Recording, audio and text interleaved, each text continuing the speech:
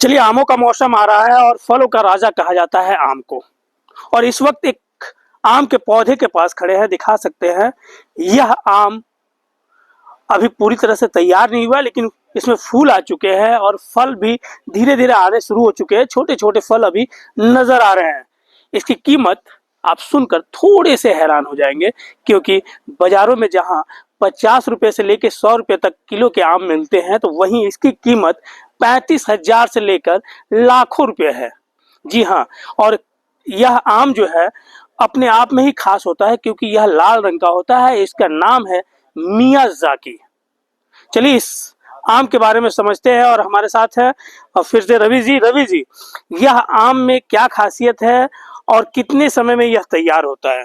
ये बहुत बहुत धन्यवाद। मैं रवि निषाद, जय धरती माँ फाउंडेशन संस्थापक। और ये धनबाद की धरती जो है ये धारचूड़ी में है, हमारा रिसर्च सेंटर है। और ये 15 सालों से हम लोग लगे हुए पेड़ पौधे के अलग अलग अनुसंधान में कि कौन से पौधे को कौन से फल धनबाद की धरती पे सक्षम है और सफल है। तो यहाँ पर आप देख रहे हैं कि 3 लाख रुपए में बिकने वाला आम जो है मियाजाकी, यानी लाखों का आम जिसको बोला जाता है। और ये जापान के मियाजाकी शहर के नाम पे इसको पड़ा है। इसका अगले साल भी हम लोग का फला था और काफ़ी अच्छा इसका वायरल रहा। और बोल सकते हैं कि जैसे वायरल वीडियो होता है वैसे वायरल आम है ये। और धनबाद की धरती पे यहीं पर संभव है वो हर चीज़ धनबाद में। अब यहाँ पर क्या है, ये आम में मेडिसिनल वैल्यू होता है।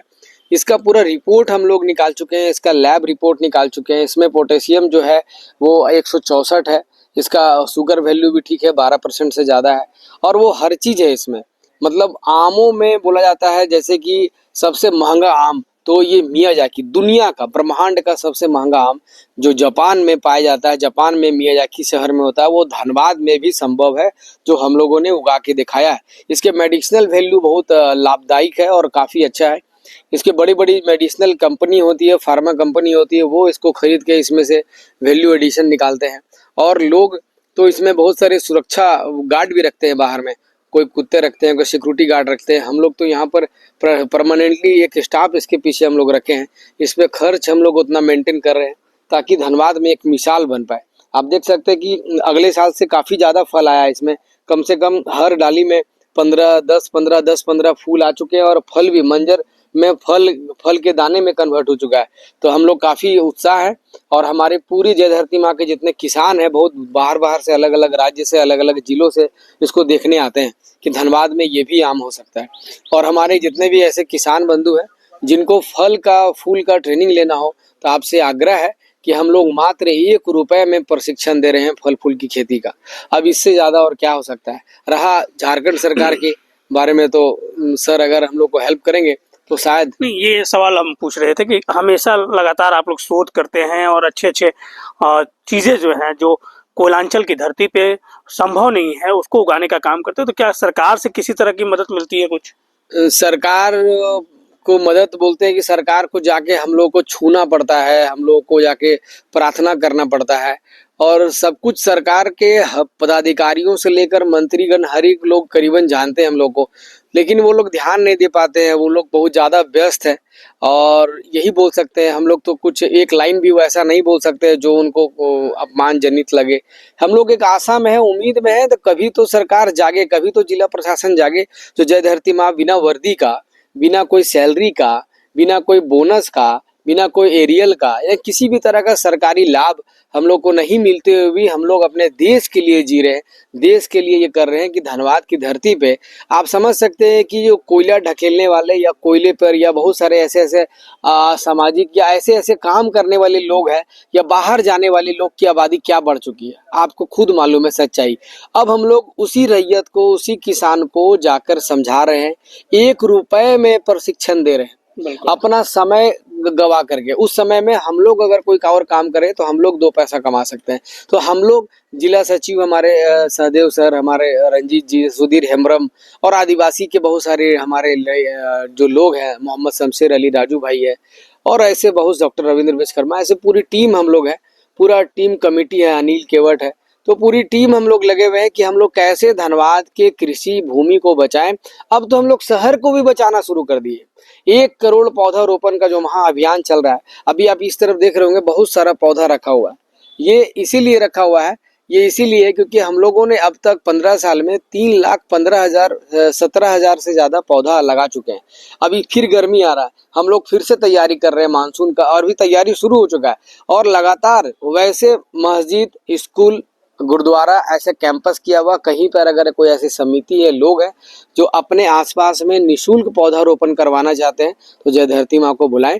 और अगर आप चाहते हैं फल की खेती में आगे बढ़ना, आप मियाजाकी पपीता की खेती में, तो हम लोग आपको जेपी भारत जी का बहुत बहुत धन्यवाद, जो इस चैनल का, और आपके मीडिया को भी बहुत बहुत धन्यवाद। इसके माध्यम से पत्रकार महोदयों लोग से बात दिया, जितने भी हमारे ऐसे पत्रकार हैं जो जय धरती माँ फाउंडेशन को 15 साल से आज नेशनल, इंटरनेशनल और भारत विभूषण तक पहुंचाए हैं, तो ये बहुत बड़ा देन इन्हीं का है, क्योंकि इनके बिना हम लोग वहां तक पहुंच नहीं पाते, क्योंकि हम लोग तो जंगल में या पेड़ पौधे में सिमट के रह जाते हैं, गांव में जहां जहां काम कर रहे हैं। अगर पत्रकार हम लोग के पास नहीं आते, और 5 पत्रकार का क्या योगदान है, आप देख सकते हैं कि आज ये 3 लाख रुपए केजी वाला आम जो है गूगल में मूव करता है, वायरल होता है, और आज दिल्ली से, इंदौर से और गुजरात से, पंजाब से, कहां से हम लोग को अवार्ड के लिए बुलाया जाता है। अभी अगले महीने हम लोगों को राज्यपाल महोदय से बंगाल में मिलने जा रहा है अवार्ड। देखिए, आपका आशीर्वाद है। अभी तक उपलब्धि में अगर बोला जाए तो आप भारत विभूषण सम्मान 22 नवंबर को मिल चुका है 2024 को, 5 अंतर्राष्ट्रीय सम्मान हो चुका है, 4 नेशनल अवार्ड हो चुका है, 117 स्टेट लेवल है, 135 जिला स्तरीय।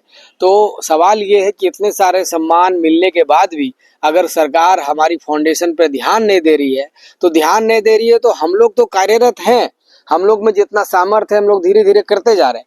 अगर आपका साथ मिलेगा, आपका सहयोग मिलेगा, तो इसी धनबाद को, इसी झारखंड को और भी हम लोग दिशम गुरु के सपने को हम लोग पूरा कर पाएंगे, हमारा झारखंड को सफल बना पाएंगे, विकसित कर पाएंगे। हर बच्चे का अभी हम लोग ट्रेनिंग सेंटर खोलने जा रहे हैं, हर ट्राइबल में, आदिवासी गांवों में।